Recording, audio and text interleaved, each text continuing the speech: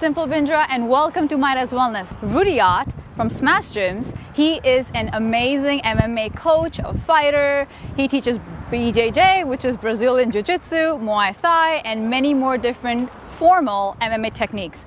He has no idea that today I'm gonna take his interview. So follow me.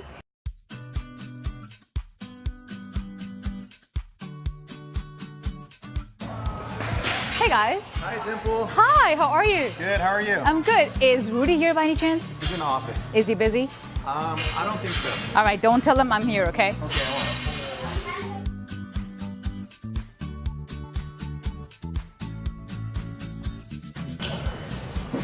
Mr. Rudi! Dimple. How are you? Great to see you. Good to see you too. What a surprise. I know. I really wanted to do the secret interview with you, which I didn't want to tell you about. So here we are. Are you ready? I guess I am. I guess you were born ready. I was. Let's do this. All right, let's go. Awesome. Rudi, it is such a pleasure for me to have you here today at Milpitas Wellness. And first of all, I'm so sorry that I startled you today. You had no idea that I'm going to come in. It was an awesome surprise. Great to see you. Same here. So tell me, how did you become a coach? That's a long history. It started early on in my martial arts career. My original teacher, Yaoli, he as soon as I came back into martial arts, he was like, "Oh, you should help out with this class." And that kind of spurned it on from there. I'd help a little bit more, then eventually I took over a class and it just kind of grew from there. So your first class, which you actually taught, was that MMA? No. I started in traditional martial arts and then which graduated into what's called Wushu. It's a little more contemporary, modern version of Chinese martial arts. So my teacher taught that. I came back after 10 years away from it and started back within the Wushu again and started taking those classes. And since I had a propensity to learn, he kind of egged me on to help him teach the class. Oh, interesting. And where was this? This was in Boston. So I started my Boston. martial arts career in Boston. Oh, interesting. Yes. So I've heard a lot about your father, and I know that he practices Kundalini yoga. Yes. Could you tell us a little bit more about your father? So my father is an initiated Swami in Kundalini and Trikashala yoga, Wow. Swami Karanathana, in a lineage from Swami Nityananda to Swami Rujananda and then on to him. He's been practicing for over 45 years, longer than I've been alive. Wow. So that's Amazing. been his main practice in life for that long, and parts of that, his teachings and his commitment to his practice, it was passed on to me and my commitment to my practice. So didn't he ever want you to be a yogi? I'm sure he does, and I know for sure he would like me to meditate with him every day, but he doesn't push that on me. That is something that he's waiting for me to come around to. But it is something I do practice. I do meditate when I have the time, just not as much as he'd like me to, probably. Oh, interesting. Yeah. Oh, good to know. So, I mean, tell me this. Like, I know it's a little not so personal, but when he meditates, or let's say he practices yoga, Yeah. like, does he ever guide you day to day on, hey, do this, son, or do this? Like, any of his teachings that you follow till this day? Well, my dad is probably one of my highest advisors, right? If I ever have problems in business or relationships, I do seek his advice. The practice of yoga, it is an internal practice, right? So you can translate going within to any aspect of your life, right? So if you're having trouble with a certain aspect of your life, take a few moments, breathe deep, bring your thoughts inside, and usually the answers come to you. So I would say that was probably a general response for me, asking him questions about certain things. When it comes to the actual practice of sitting and meditating, he kind of leaves that to me. Oh, wonderful. He's so sounds like an amazing father. We all like to think of our parents probably as amazing parents. He's been instrumental in my career as a martial artist, probably one of my biggest supporters. He saw martial arts as the same avenue for him as spiritual practice. Correct. So he's like, this man has a path, and martial arts is his path, and so he's encouraged me to follow it.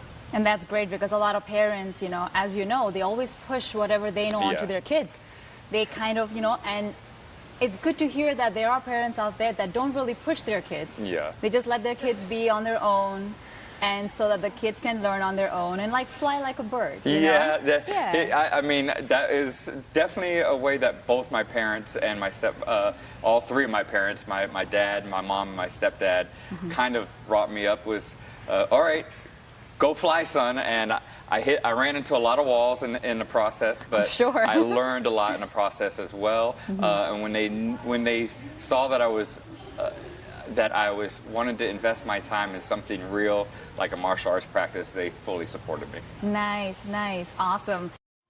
So Rudi, I really don't like sitting, by the way. So I feel like I want to really go into the ring because I've never been there, and I want to experience the energy there. So could we talk in the ring? Let's do it. Okay, awesome. So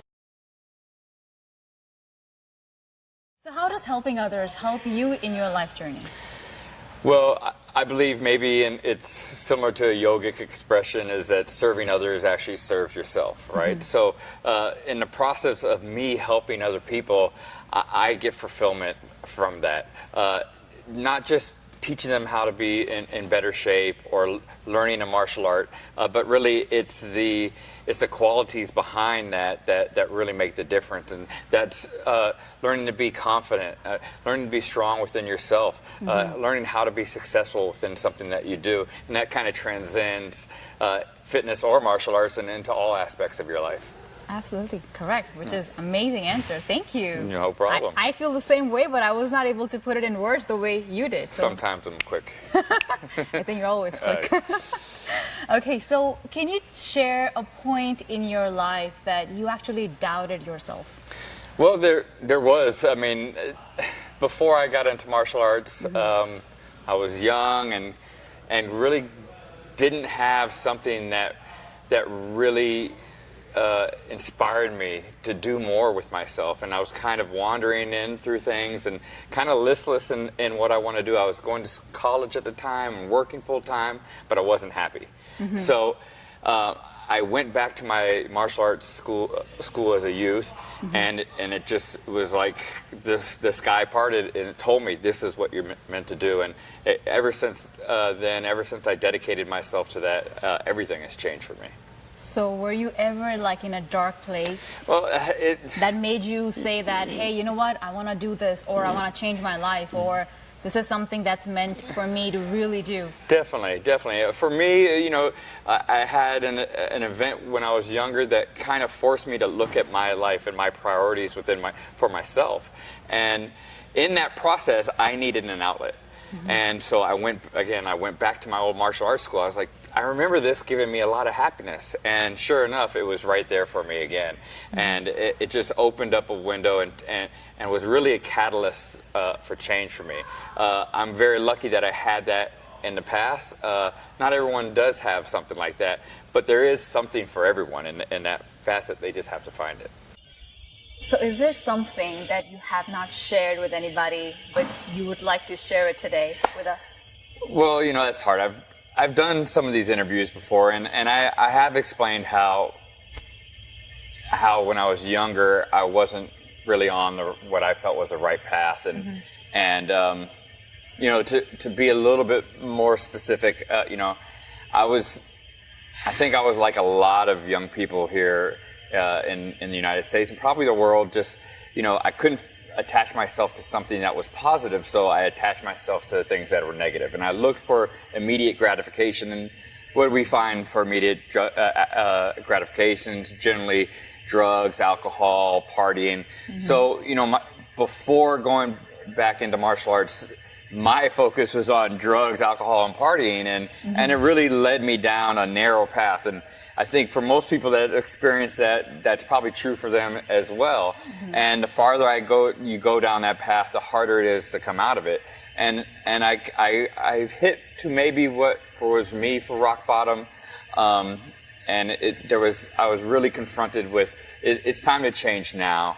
And that's when I went back to my old martial arts school, and it really was a beacon of light for me. And that kind of what I had to do to get myself back in shape and be a martial artist again, I had to cut all those negative things out of my life, and that just started the process. And then from there, it's it's weeding out negative thoughts and other things that might be cancerous to your life. They're always floating around there. It's what you attach yourself to. I have been saying this to a lot of different people, especially when they have all these different addictions, and I try to tell them that they need to look within, and their power is within, and don't give the power to anything outside of you.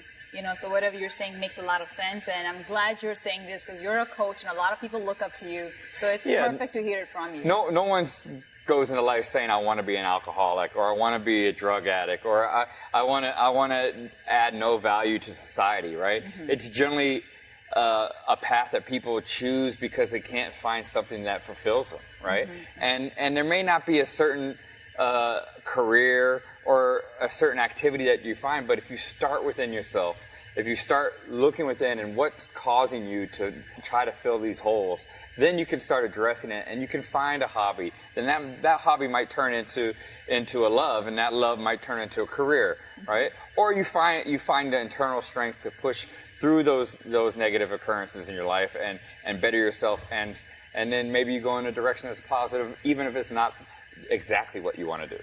I love that. Thank you. No Thank you problem. for sharing that. So tell us about your coaches. Who were your coaches, and how did they inspire you to be who you are today? I've had a long list of coaches and teachers, and some of those teachers were only in my life for a short period of time, but I've taken away from them certain things. You know, my original martial arts coach, Yao Li, was just such an open person and giving person. He actually brought a group of us in 1986 to China to train in China for a month, and we were really one of the first U.S. delegations to go to China once it started to open up. And it was such an amazing experience. So for just him being able to share that with me, you know, I didn't know it then, but how profound of an experience it was later in my life for understanding other cultures and being able to see past just what's in my hometown or so forth was tremendous. And then my first fight coach, Jason Yee, you know, just showing me what it meant to be a fighter, what it would take to be a champion, was super instrumental in the totality of my career. And then obviously I moved to California to train with Kung Lee. He's famous as a fighter, does movies. Wow. He was just the ultimate barometer. He always pushed himself harder than I could push myself. And that in turn made me want to be work even harder at what I do. So he was a great example of how hard work and perseverance can lead you to success. So Rudi, kids that are brought into broken families, how do you think you can help them? Well, I think it's kind of what we've been discussing, the topics that we've been discussing, so forth, and you know, really, martial arts is a great vehicle for kids of you know, of any household to get great benefits from. I mean, it starts with just learning a martial art, and for them it can be an outlet of just fun activity. But what they're getting behind that fun activity is really the qualities that change your life, right? Self-discipline, self-respect, respect for others. You learn all these things. You learn how to communicate. You learn how to cooperate with others. You learn how to work hard to achieve goals. All these things are intricate into pretty much every martial arts program, and that can be a benefit to any kid, but especially for those kids that are maybe in troubled homes. That can be their avenue, their vehicle out of that. Got it. So are kids classes a little different than adult classes? Yeah, definitely. Our kids classes are much more structured, much more disciplined. You know, people say, oh, you know, kids want to have fun, but kids really do want structure and discipline in their lives. And the more you give it to them, the more that allows them to free themselves up. So we have a great kids program here. Actually, the coach for our program, I taught him when he was a kid. He came through my kids program, and now he leads it himself. Wow. So you know, he's a great example of how martial arts can change your life, and how it can focus you and make you a better person, and then you in turn give it and pass it on to others. Nice. So last question, Rudi. So far you're doing great, so thank you. why did you decide to add yoga program at Smash Gyms for your community? Well, as we were speaking earlier, my father is initiated Swami, and I actually grew up in early ages in an ashram, and I see the benefits that yoga can do for people, right? And most martial art gyms and fitness gyms, you're always working on the external, how to make your muscles stronger, how to lose weight, all those things, right? But you cannot neglect the internal, right? And you cannot neglect the healing process and recovery process while you're doing those external exercises, right? So I was like, what's missing in my gym? And I really felt like a yoga program would help balance it, right? And that's really a key, balance, right? So the more that we exert ourselves, now we can also heal ourselves. And I think it's going to be a great addition to Smash Gyms. I'm really looking forward to see the program grow. Nice, nice. Well, I'm actually like super excited to work with you and your gym, you know. And we're excited to have you. Thank you, and like really promoting yoga in our community, because my whole endeavor is to really make sure like everyone on this planet practices yoga the same way I know that you want everyone to do MMA. Yes. I feel that I'm so passionate about it, and I feel like, and I want to bring like the yin aspect to the yang aspect, and I felt like Smash Gyms and other, you know, taekwondo gyms and all the other gyms, they have a lot of like aspect to it, and I wanted to bring in the Zen aspect to it, and I thought, and I'm really fortunate that I was able to work with a person like you. So I'm really excited to like go into the ring. Okay, I've never been there before. Could you show me a few techniques that'll help me and as well as other women in self-defense? Because as you know, like women travel a lot these days, and I personally don't know any self-defense techniques. I have probably taken one Krav Maga class, and I feel like I would love to learn something from you, which I can practice on my own and then share it with my students. Well, I would love to. Yay! Let's do it. Excited. All right.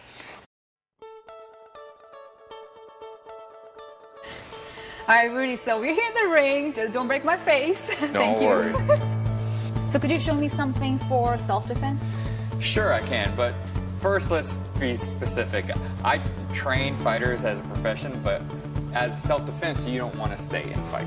Right? Got it. You want to get away, run, yell for help, get someone, law enforcement, to help you. But if you have to be engaged, there's a couple things I can show you. The first thing is what we call is posting up. It's stepping back and posting yourself away from your attacker. Yes.